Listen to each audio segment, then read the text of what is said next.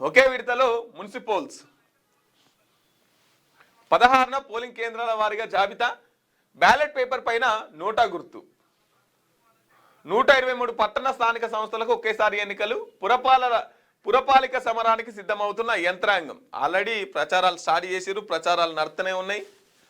ఈసారి రిజర్వేషన్ ఎవరికి వస్తుంది, ఈసారి పార్టీ మనకు టికెట్ ఇచ్చే అవకాశం ఉందా లేదా, అవకాశం ఉంటే ఏ సామాజిక వర్గాల ఓట్లు ఎన్ని ఉన్నాయి, మనకు ఎన్ని ఓట్లు వస్తాయి,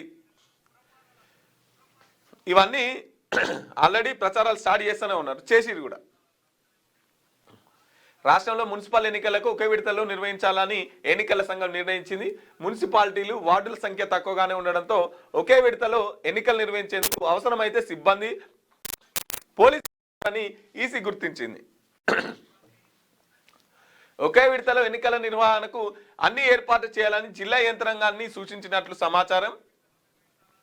ఒకే విడతలో ఎన్నికలు నిర్వహిస్తే ఎలాంటి సమస్యలు ఉండవని జిల్లా యంత్రాంగం సైతం ఓకే చెప్పినట్టు తెలిసింది. ఒకరోజు ఎన్నికలు, మరునాడు ఓట్ల లెక్కింపు చేయనున్నారు.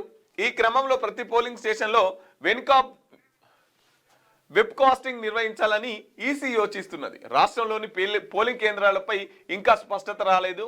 ప్రస్తుతం 116 మున్సిపాలిటీలు, 7 కార్పొరేషన్లకు ఒకేసారి బ్యాలెట్ విధానంలో ఎన్నికలు నిర్వహించనున్నారు. ఇప్పటికే నిర్ణయం తీసుకున్నారు.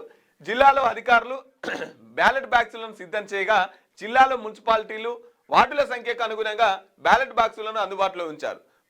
పోలింగ్ స్టేషన్ల సంఖ్యకు అనుగుణంగా బ్యాలెట్ బాక్సులను అధికారులు సిద్ధం చేస్తున్నారు.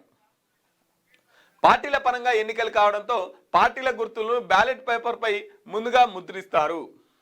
ఇక ఎన్నికల సమరం మోగుతుంది కాబట్టి ఇక బ్యాలెట్ పేపర్లు, దానికి సంబంధించినటువంటి పరికరాలు, ఇక అవన్నిటినీ తయారు చేసి ఎన్ని పోలింగ్ కేంద్రాలు ఉంటాయి, ఎన్ని కావాలి అని చెప్పేసి దాని మీద పని మొదలైపోతుంది.